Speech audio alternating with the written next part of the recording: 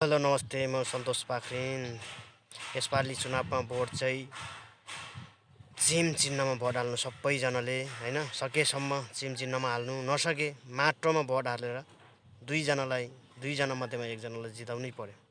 कि कुलमान हुनु पर्यो कि हर्का साम्बा हुनु पर्यो प्रधानमन्त्री चाहिँ। हर्कालाई हाल्दैन भने कुलमानलाई हाल्नु, कुलमानलाई भोट हाल्दैन भने हर्कालाई हाल्नु है। अरू पार्टीलाई चाहिँ नहाल्ने है। दुईवटा चाहिँ हुनुपर्छ मन्त्री, प्रधानमन्त्री, कि हर्का कि कुलमान।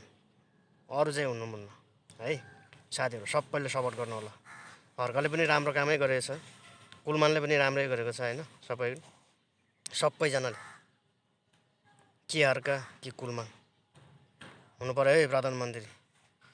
दाजुभाइ दिदीबहिनीहरू विचार गरेर सोचेर बुझेर मात्रै भोट हालौँ है। नभए नहाले नै हुन्छ भोट।